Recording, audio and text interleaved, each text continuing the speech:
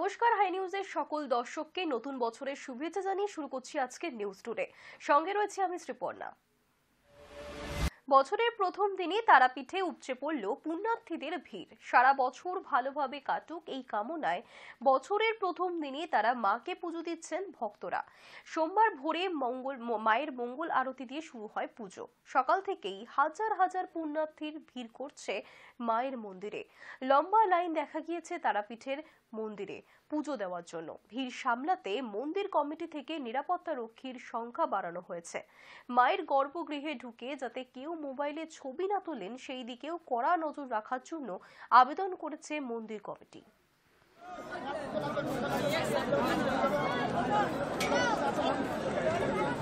নমস্কার। আচ্ছা, ছেলেদের পকেটে একটা বছরের প্রথম দিন পালিত হচ্ছে কল্পতরু উৎসব। 1886 সালের 1 জানুয়ারি কাশীপুর উদ্যান বাটিতে কল্পতরু রূপে ভক্তদের আশীর্বাদ করেছিলেন ঠাকুর শ্রীরামকৃষ্ণ। এরপর থেকেই প্রত্যেক বছর জানুয়ারি মাসের প্রথম দিনে পালিত হয়ে আসছে কল্পতরু উৎসব।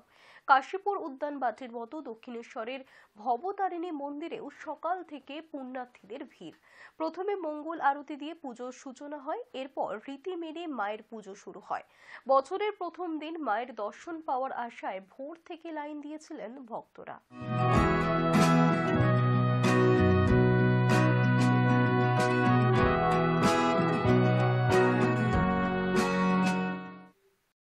নতুন বছর, নতুন উদ্যম, নতুন লড়াইয়ের প্রস্তুতি। তৃণমূল কংগ্রেসের প্রতিষ্ঠা দিবসে লড়াইয়ের বার্তা দিলেন মুখ্যমন্ত্রী এবং সর্বভারতীয় সাধারণ সম্পাদক অভিষেক বন্দ্যোপাধ্যায়।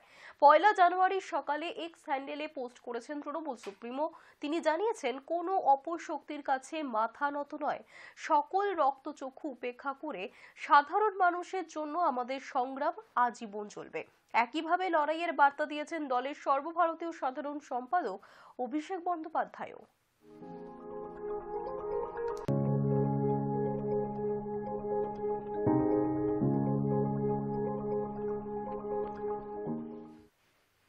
নতুন বছর উপলক্ষে রাজ্যে উৎসবের আমেজ। কলকাতা থেকে জেলা উৎসবের মুডে রয়েছেন রাজ্যবাসী, আর তাই নিয়ে উৎসবে মাতোয়ারা হয়ে উঠছে গোটা রাজ্য। নতুন বছরের প্রথম দিনে বাঁকুড়া জেলার অন্যতম ডেস্টিনেশন রন্টিয়া ড্যামে উপচে পড়া ভিড় পর্যটকদের। বিভিন্ন জেলা থেকে পরিবারের সদস্যদের সঙ্গে ঘুরতে আসছেন পর্যটকরা। পাশাপাশি নিরাপত্তার কথা মাথায় রেখে সতর্ক বাঁকুড়া জেলা পুলিশ প্রশাসন। ড্যামের বিভিন্ন প্রান্তে মোতায়েন করা হয়েছে বিশাল পুলিশ বাহিনী।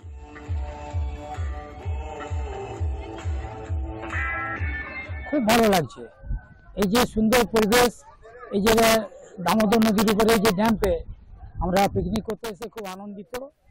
এবং আমরা আগের নাম শুনেছি কিন্তু আমরা আসতে পারিনি, কিন্তু এবারে আমরা সপরিবারে এসেছি। আমাদের খুব আনন্দ এবং এই আনন্দটা আমরা চুটিয়ে উপভোগ করতে চাই এবং আমার পরিবারের সকল লোককে নিয়ে আমি এসেছি এখানে। আর সারাদিন এখানে থাকবো যাতে করে এই আনন্দ আমরা চিরস্মরণীয় হয়ে থাকে, সেটার জন্য আমাদের এখানে আসা। পরিবেশ নিঃসন্দেহে ভালো।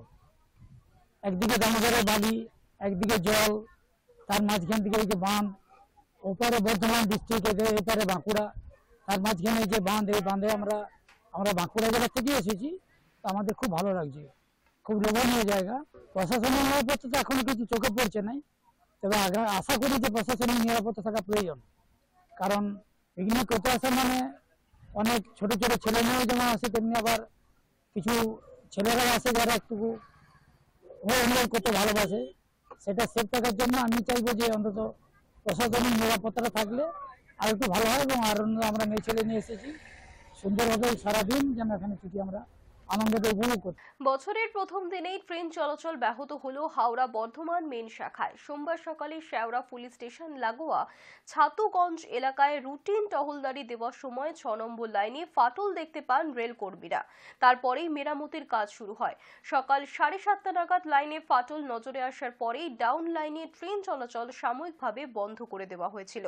শেওড়া পুলিশ স্টেশনে ঢোকার আগে পরপর একাধিক ট্রেন দাঁড়িয়ে পড়ে। কিছু ট্রেনকে বিকল্প লাইন দিয়ে হাওড়ার উদ্দেশ্যে পাঠানো হয়। ট্রেনগুলি ধীর গতিতে পরবর্তী স্টেশন শ্রীরামপুরে পৌঁছয়। জানলে অনুগ্রহ করে শুনবেন গাড়ির সংখ্যা 37225।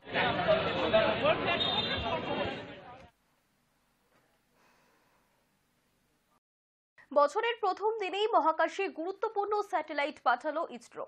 ব্ল্যাক হোল খুঁজতে মহাকাশে পাড়ি দিল ভারতের মহাকাশ গবেষণা সংস্থা ইসরো স্যাটেলাইট এক্সপোস্যাট। এটি ভারতের প্রথম এক্স-রে পোলারিমিটার স্যাটেলাইট, যা বিশ্বে দ্বিতীয়। সোমবার সকাল 9:10 শ্রীহরিকোটার Satish Dhawan space research centre থেকে পোলার স্যাটেলাইট লঞ্চ পিএসএলভির পিঠে চেপে যাত্রা শুরু করলো এক্সপোস্যাট। পিএসএলভির এটি 60তম মহাকাশ যাত্রা। এই ধরনের কৃত্রিম উপগ্রহ এর আগে মহাকাশে পাঠিয়েছে নাসা। মহাকাশে কৃষ্ণ গহ্বরের সন্ধান এবং পর্যবেক্ষণ করবে এই স্যাটেলাইট। এছাড়াও উজ্জ্বলতম 50টি শক্তির উৎস পর্যবেক্ষণ এক্সপোস্যাটের তালিকায় রয়েছে। মহাকাশের নিউট্রন স্টারগুলিকেও এই কৃত্রিম উপগ্রহের মাধ্যমে অধ্যয়ন করবেন বিজ্ঞানীরা।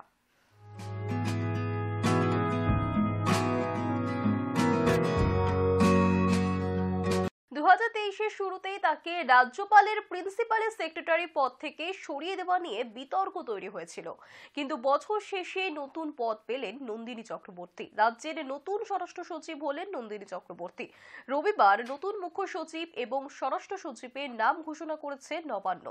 রাজ্যের ইতিহাসে তিনি দ্বিতীয় মহিলা স্বরাষ্ট্র সচিব। লোকসভা ভোটের আগে তার হাতে তুলে দেওয়া হয়েছে গুরুত্বপূর্ণ প্রশাসনিক দায়িত্ব।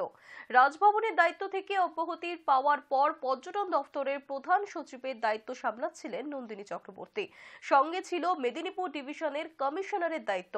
এবার স্বরাষ্ট্র সচিবের পাশাপাশি পরিষদীয় দফতরের প্রধান সচিব এবং পর্যটন দফতরের অতিরিক্ত দায়িত্ব সামলাবেন তিনি। অন্যদিকে এতদিন রাজ্যের স্বরাষ্ট্র সচিব পদে ছিলেন বিপি গোপালিকা। হরিকৃষ্ণ দ্বিবেদী অবসর নেওয়ায় রাজ্যের মুখ্য সচিব হলেন বিপি গোপালিকা।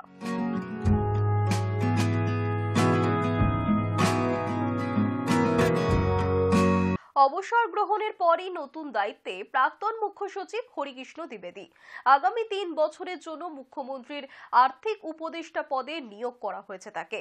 2021 সালের মে মাসে রাজ্যের মুখ্য সচিব পদে দায়িত্ব গ্রহণ করেছিলেন হরিকৃষ্ণ দ্বিবেদী। রবিবার অবসর গ্রহণ করলেন তিনি, আর তার জায়গায় দায়িত্ব পেলেন বিপি গোপালিকা। একটি সময় অর্থ দপ্তরের সচিব ছিলেন দ্বিবেদী, আর সেই কারণেই এবার মুখ্যমন্ত্রীর আর্থিক উপদেষ্টা করা হয়েছে হরিকৃষ্ণ দ্বিবেদীকে।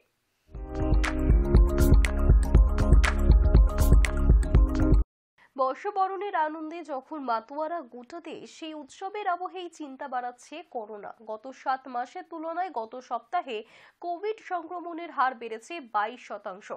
মাত্র 7 দিনের মধ্যে 10টি রাজ্যে নতুন করে কোভিড আক্রান্তের সন্ধান পাওয়া গিয়েছে। দেশ জুড়ে দাপট দেখাচ্ছে ওমিক্রনের নতুন সাব ভ্যারিয়েন্ট JN1ও। প্রত্যেক দিনই করোনার থাবায় প্রাণ হারাচ্ছেন অনেকেই। গত 24 ঘন্টায় 3 জনের কোভিড আক্রান্তে মৃত্যু হয়েছে।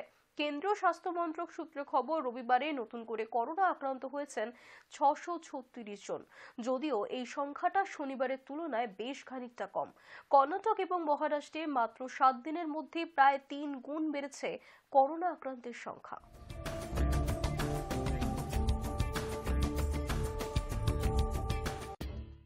নিউজ টুডে এখনকার মতো এই পর্যন্তই। দেখতে থাকুন হাই নিউজ নির্ভীক নিরপেক্ষ।